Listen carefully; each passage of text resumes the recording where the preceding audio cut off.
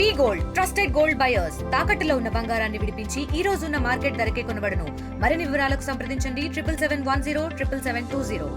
అలాంటి పరిస్థితుల్లో మనం ఇదే వచ్చామన్నది ఎంత ప్రాబ్లం పడ్డామన్నది అందరికీ తెలుసు.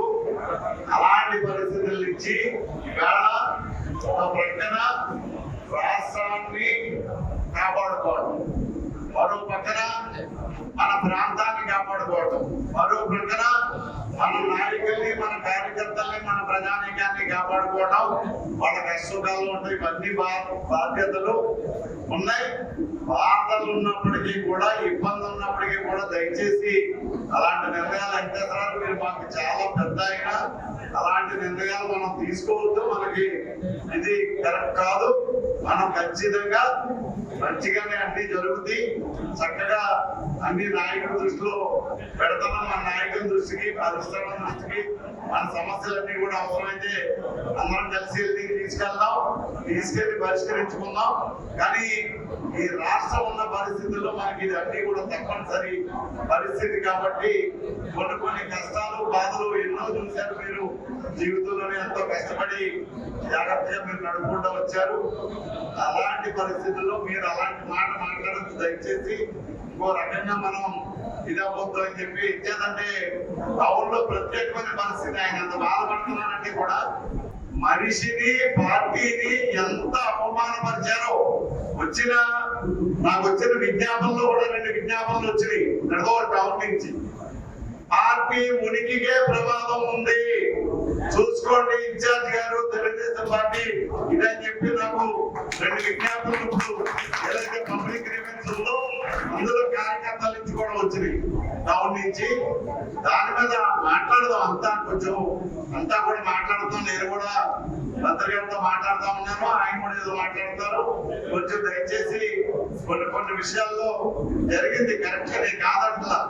ఇప్పుడు మనకు అన్నా క్యాంటీన్ అంటే ప్రాణం, మన పార్టీకి ప్రాణం. మన అన్న నందమూరి తారక రామారావు గారి పేరు మీద ఇచ్చేది. అలాగే అది నారా చంద్రబాబు నాయుడు గారు ఊహల నుంచి వచ్చినటువంటి ఒక పెద్ద ఇది. దాన్ని ప్రజలకు అందించేటప్పుడు గత ప్రభుత్వం దాన్ని కోరదోస్తే మళ్ళీ దాన్ని తిరిగి ప్రారంభించేటప్పుడు చాలా భారీగా, చాలా చక్కగా చెయ్యాలి అని మనం అందరం అనుకున్నాం. కానీ నాకు కూడా కబురు లేదు. నేను ఇవాళ దాకా మీ ఎవరితో కూడా సమయం వచ్చింది కాబట్టి చెప్తున్నాను. అన్నా క్యాంటీన్ నాకు కూడా కబురు లేదు. ఎవరో వైసీపీ ఇందాక ఏదో చెప్పారు కదా, ఆడవాళ్ళు వెళ్తుంటే కూడా ఏదో చూపించారని వాళ్ళని పెట్టుకుని అన్నా క్యాంటీన్ ఓపెన్ చేశారు.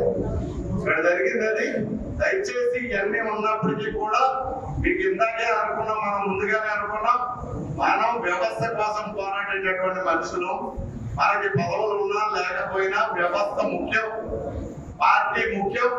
మనము ఏం చేసినా మనం ఇక్కడ కూర్చున్నా అక్కడ కూర్చున్నా పార్టీలోనే తెచ్చిపోవాలి తప్ప పార్టీ నుంచి వెళ్ళిపోగలిగిన కాదు.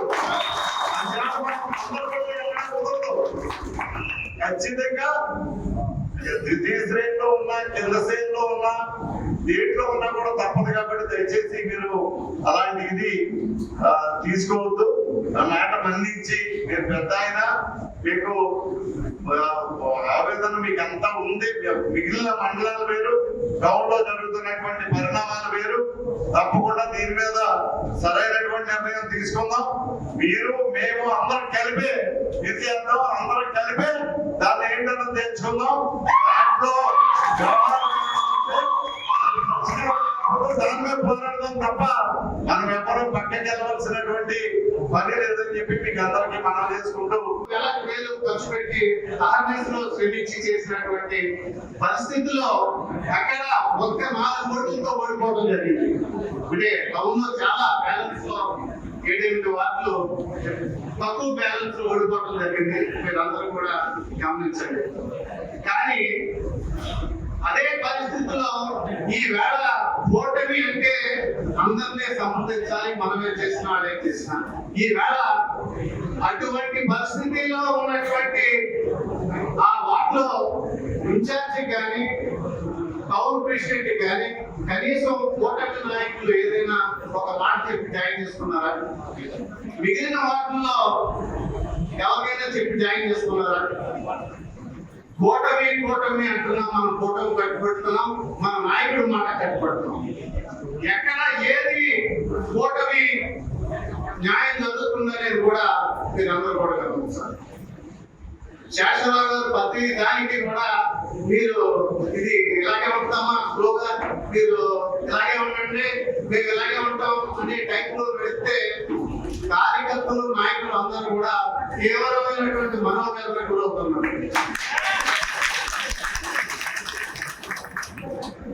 తర్వాత జరిగిన సంఘటనలు అన్ని కూడా ఒక్కొక్కటి మీకు తెలుసు.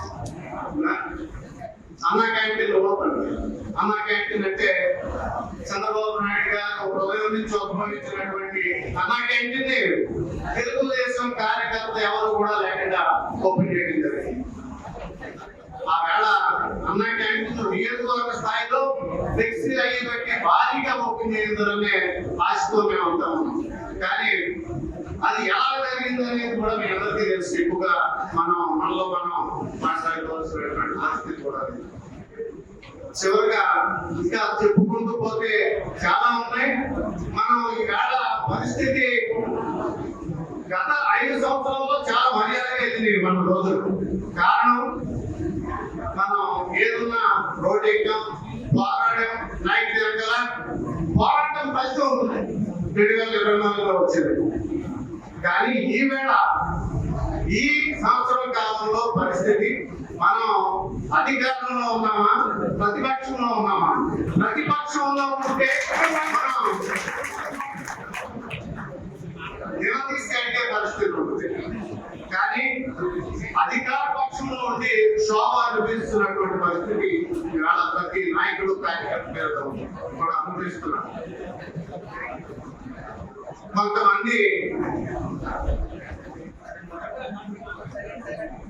ఇబ్బంది పని ఉన్నా వెళ్ళలేని పరిస్థితి, వెళ్ళిన అవల పరిస్థితి, కొంతమంది పట్టుబడి ఆగిపోయిన పరిస్థితి, రకరకాల మనోవేదన పడుతున్నారు. దయచేసి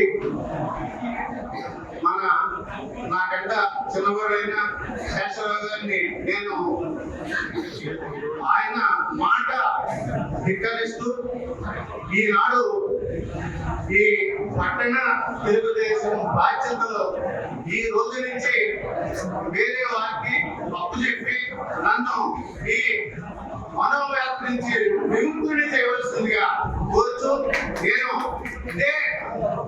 ఇదే రోజు నేను మళ్ళీ ఏదో శేషరావు గారిని బెదిరించడం కోసమో లేకపోతే కూటమిని బెదిరించడానికి కాదు. ఇది నేను మాట అంటే 100% నిలబడతాను. నేను ఈ రోజు నుంచి టౌన్ బాధ్యతల నుంచి తప్పుకుంటున్నాను. దయచేసి మీరందరూ కూడా టౌన్ కానీ అందరూ కూడా చాలా ఎంతో అభిమానాన్ని ఆదరించారు. ఈ మిమ్మల్ని ఎప్పుడూ కూడా జన్మలో నేను మర్చిపోను. నేను దయచేసి శేషరావు గారిని క్షమించడానికి కోరుతూ సెలవు. మరిన్ని వీడియోస్ కోసం ఛానల్ ని సబ్స్క్రైబ్ చేయండి. లేటెస్ట్ అప్డేట్స్ కోసం వాట్సాప్ ఛానల్ ని ఫాలో అవ్వండి. ఆ లింక్ డిస్క్రిప్షన్ లో ఉంది.